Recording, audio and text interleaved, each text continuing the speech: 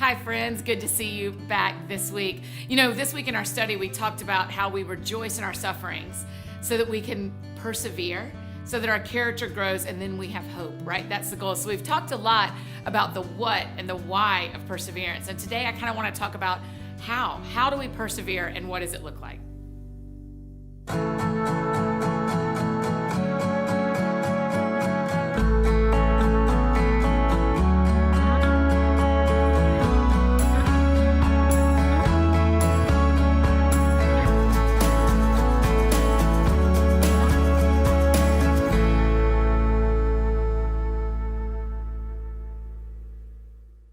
About 2 years ago, I got introduced to a new place in Nashville, which is saying a lot because I've been here for 8 years and I tend to go to all the places, right? Because I love this town. But I got introduced to this new place in Nashville called Radnor Lake, and I loved it immediately. It's this beautiful lake and natural park just outside of town, like literally 10 minutes outside of town is this lake with trails and a deer and turkey. Live turkey. You can just see live turkey when you're walking by. It's awesome. It is so beautiful. I started going there kind of on a regular basis, maybe once a week, twice a week, and just walking, sometimes jogging in the places you're allowed to jog because you cannot jog on the trails. And I started to see that the longer I went there, the stronger I became. I know that sounds ridiculous and like totally obvious, but I started to notice that the longer I went, the more that the easy trail became too easy. And then the medium trail, I started finishing it too quickly and going like, well, I didn't even get to work out long enough. So then I started combining some of the trails. It was actually kind of weird for my brain. This idea of like, oh, when you keep doing something, you get stronger. That is bizarre.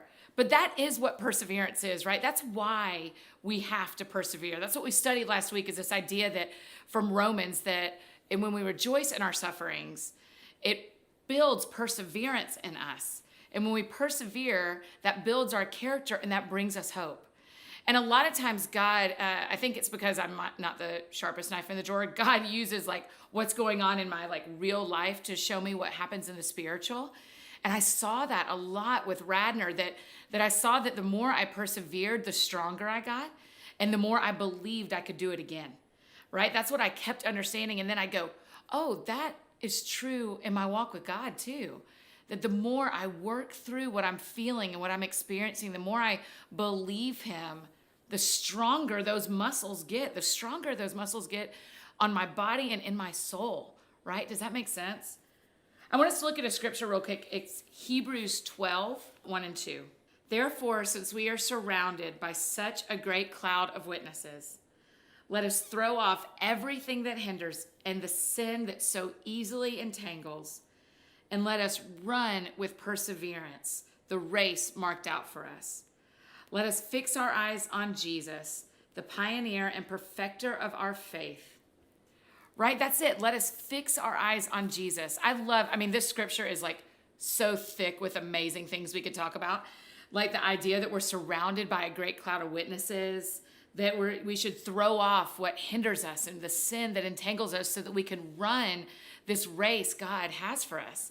I think that's really neat to think about, that there is an individual race that I'm meant to run.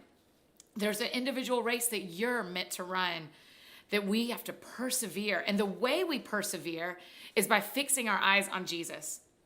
I grew up in church, like probably a lot of you, and I've heard that sentence a lot. Let's fix our eyes on Jesus. Let's fix our eyes on Jesus. When things get hard, fix your eyes on Jesus. And I think I always pictured like when things felt hard, I was supposed to like look 45 degrees up, right? Or I was supposed to close my eyes and squinch really hard and picture Jesus. Picture Jesus. It'll feel better if you just picture Jesus. And I actually don't think that's what it means at all to fix your eyes on Jesus. What I've seen in my life, if I'm thinking about someone that I love, everywhere I look, I see something that reminds me of them, right? Like when I'm sometimes shopping for new clothes and I see a shirt and I think, oh my gosh, that would look so cute on Kelly, or a new pair of earrings that I'm sure that April would love. When I'm out shopping, I see things and it reminds me of my friends.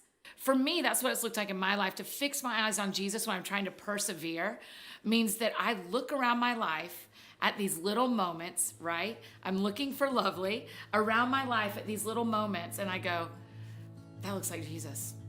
I can do this today because that reminds me of Jesus. When I look in the scripture, I hear Jesus talking to me. When I see a sunrise, Jesus reminds me that today is brand new and we get to do this again.